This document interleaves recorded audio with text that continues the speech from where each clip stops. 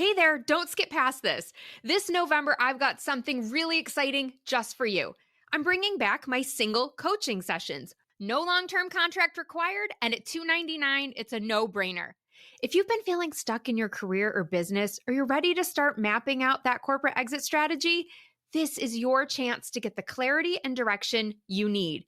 In just 1 hour, we'll create a clear action plan, boost your confidence, and help you take the next big step toward the life you actually want. Spots are limited, so don't wait. Just email me at Karen, that's Karin, at KarenFreeland.com to get your one-on-one coaching session now. Welcome to Rock Your Reinvention.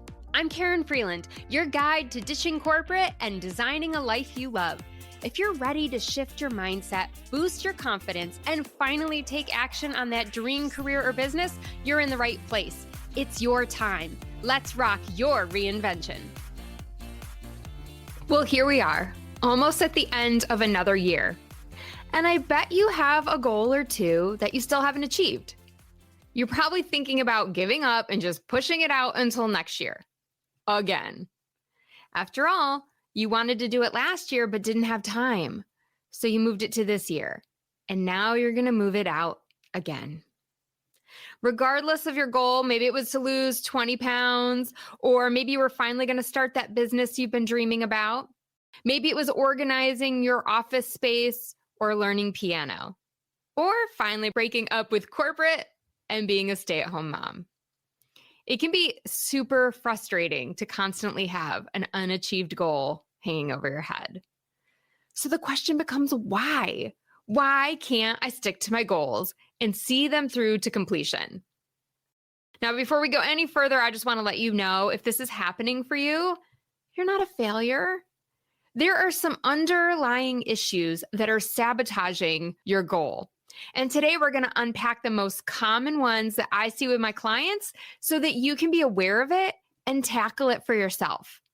The first thing that is preventing you from sticking with your goals is perfectionism. Perfectionism is getting in the way. And if you're a type A personality like me, this will ring true. You're waiting until you've crossed every T and dotted every I before making any real steps towards progress. Unfortunately, there is no such thing as perfection, and no one is perfect. This should be freeing for you. And one important concept that you can adopt is iterate your way to success. I was introduced to this idea by my business coach when I first started my business, and it was quite possibly one of the most important pieces of advice that I have ever received. And she taught me that it was really okay to get that minimum viable product out there and then enhance my offering as I went. If I gave a master class, I didn't need to rehearse and get it perfect. I could give it and then see what I could do better next time. And the next time I offer that master class, make those enhancements. And it really gave me permission to take messy action. And that's exactly what you need to do as well.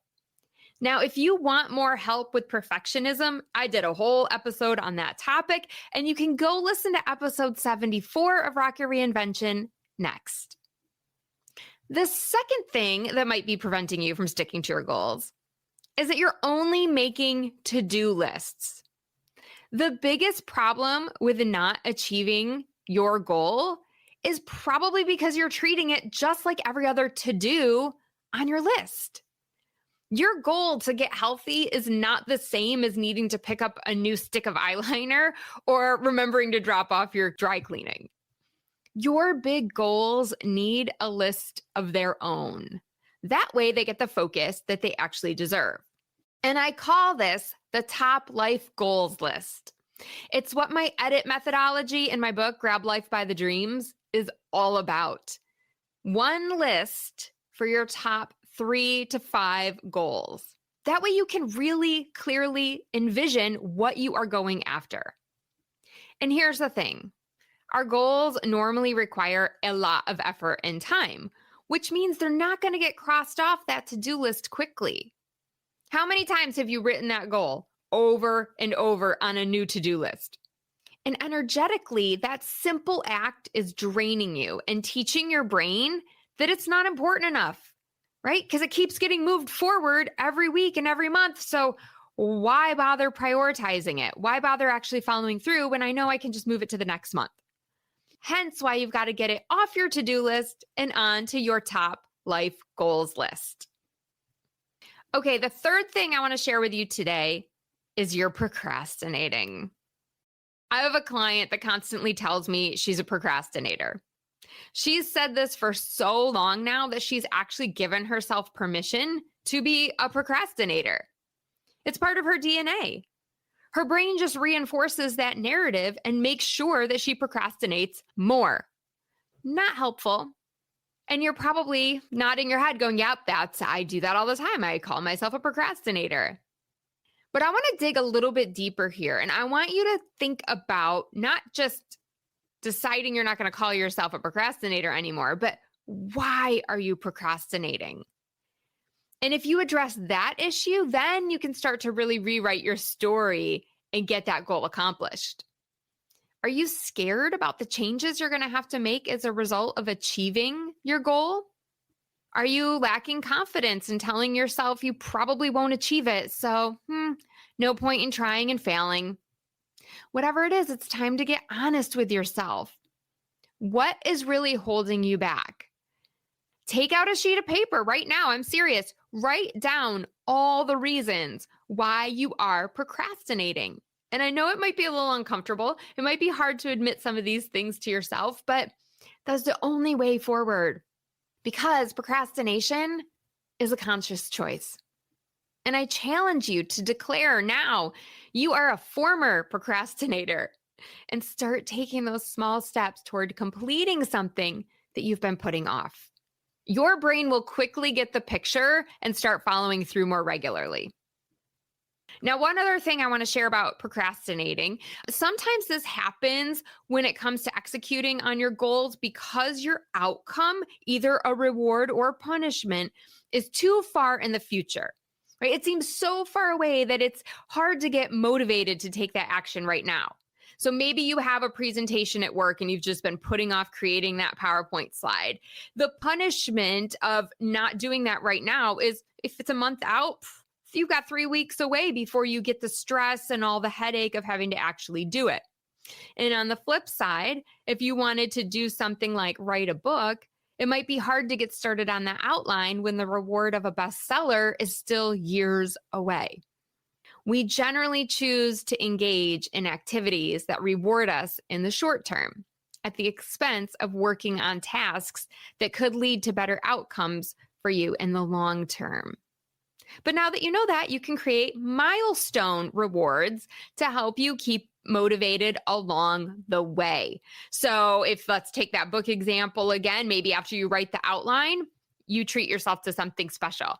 When you get the first draft done, you have another reward for yourself, right? And this way, you're not just waiting for that bestseller 2-3 years down the road. Okay, the fourth reason why you can't stick to your goals. Are you ready for this one? You don't really want it. Wait, what? Karen, are you crazy? Why would it be on my list if I didn't really want it?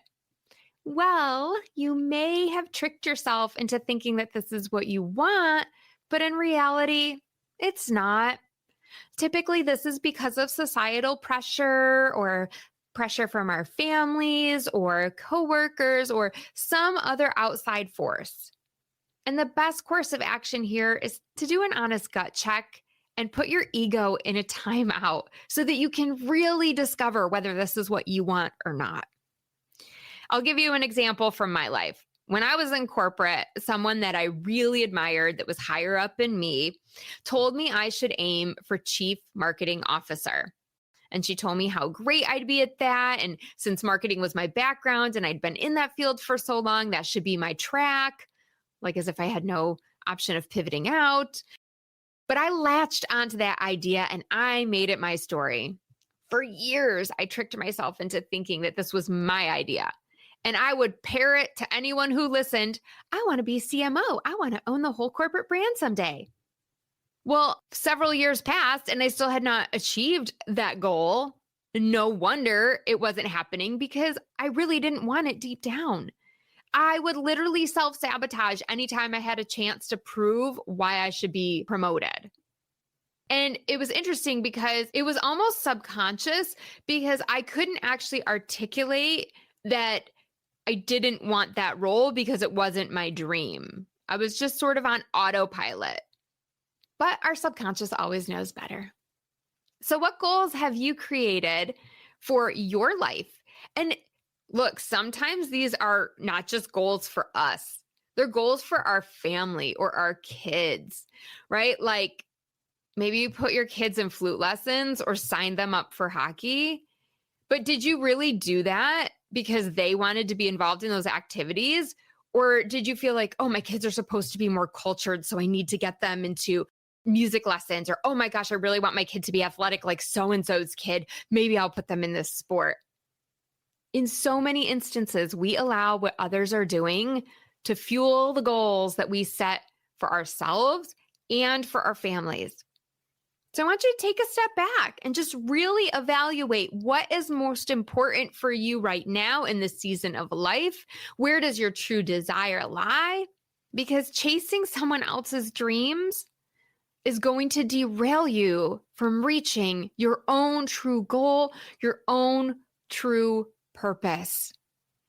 And only you know if this is the one at play for you.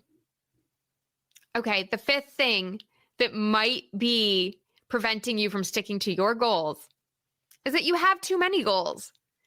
If you're trying to do more than 5 things at a time, no wonder you can't stick to those goals. You have way too much to do in only 24 hours in a day. So the first thing I do with all of my clients is to get really clear on their top 3 to 5 goals. And if I'm coaching a client for 6 months, I want to make sure that they get results fast. And that's why we can only focus on their top 3 goals in that time frame. If I have a client for a full year, then I'll expand it to the top 5 goals and we'll prioritize them over the course of the year. But the brain can only handle so much at one time. Plus, we don't want you to burn out so easily by focusing on too many things. And if you get more laser focused, then you're not going to have to worry about that. You're not going to have that overwhelm and exhaustion. And that usually happens when we have too many things and we're trying to do it all, right? So here's where a bucket list can come in handy. If you don't have one of these, I highly recommend it. If you've got things you've always wanted to do, and they might feel like some of your top life goals, like travel to Spain or bungee jump, but if you don't actually have intentions or plans on working towards that in the next 6 to 12 months, take it off your goals list. It's not gone for good. It's just off your plate for right now. And we're going to put that on the bucket list. Once you whittle down and you work on your top 3 to 5 goals, you're going to be able to focus on those things, knowing that your life goal list of going to Spain or bungee jumping is still there. And when you knock off some of these other goals and the time is right, you can pull those in to the top life goals list. You now have the freedom and permission to ignore anything that isn't on the list. So somebody approaches you and says, hey, we wanted you to join this board or this for a nonprofit, or we wanted you to be on the PTA, whatever it is. And you go and you look at your top goals and you can very quickly say, hey, does this help me achieve more of these goals? If it does, then yes, I will do it. If it doesn't, it's off the list. We say no. It really is that simple. It's going to help you stay so much more focused. But this does require a little courage. But I know you have it in you. Okay, and the last reason, number 6, that you might not be sticking to your goals is because your goals aren't smart. Yes, you've heard this before. If you're having trouble sticking to your goals, it might be something more mechanical in nature, meaning that your goals are just too vague. And this is a real problem, and I see it a lot with my clients. Right? A good goal has to be smart. It's specific, it's measurable, it's attainable, it's relevant, and it's time bound. Simply saying, I want to make more money is not a strong enough goal. It's a fine thing to want, and a lot of my clients initially have that on the top of their list.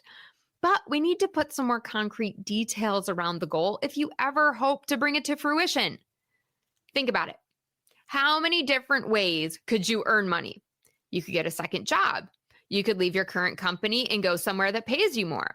You could start a side hustle. You could have an investment property. You could become a bartender on the weekends. I mean, the list literally goes on and on. So if you just say, I want to make more money, how do you actually know what to do? Instead, rewrite that goal. Make it sound something like this.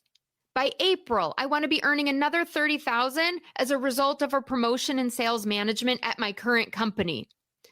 That is not only more specific and something you can measure, but it's seemingly attainable and relevant with a clear deadline. If you have a SMART goal, it is going to make planning and the action steps a breeze. Do not gloss over this step.